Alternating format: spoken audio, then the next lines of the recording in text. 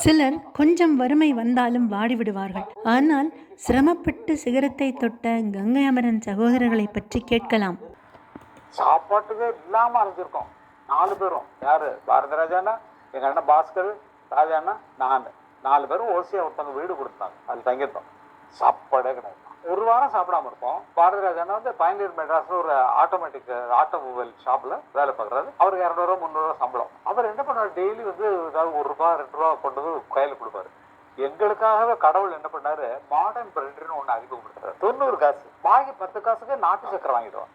வாங்கிட்டு சாயங்காலம் அவர் வேலை முடிச்சவங்க, ஏய் நீ ஆஃபீஸ்லேயே சாப்பிட்றா, டேய் ஏன்டா நம்ப மாட்டேங்குது, எங்கடா காசு இருக்கு சாப்பிட்றதுக்கு சொல்லிட்டு 4 பேரும் இந்த ஓசி வீட்டில் உட்காந்து ஒரு ஃபுல் பிரெட்டை கொண்டு வந்து கரெக்டாக 4 பங்கு வைப்போம். மிச்சம் ஒன்று இருந்துச்சுன்னா 4 பங்கா விட்டு 4 பேருக்கு 4 ஒன்று வச்சுக்குவோம்.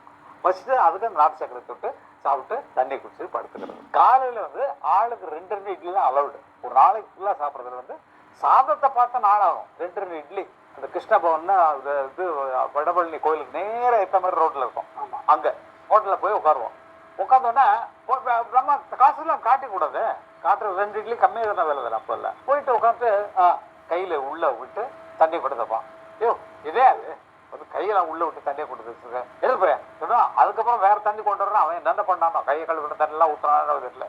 மறுபடியும் கொண்டு வந்து வைப்பான். சொன்ன என்ன வேணும் அப்படிதான். 2 இட்லி சாம்பார். வெறும் சாம்பாராக மட்டும் குடிப்போம்.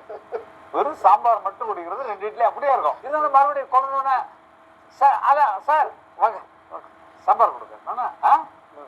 சாம்பார் கொடுக்குறேன் மறுபடியும் இதே 3 தடவை சாப்பிடுமா. இதுதான் சாப்பாடு ஃபுல் டேக்கு. நைட் அந்த பிரெட்.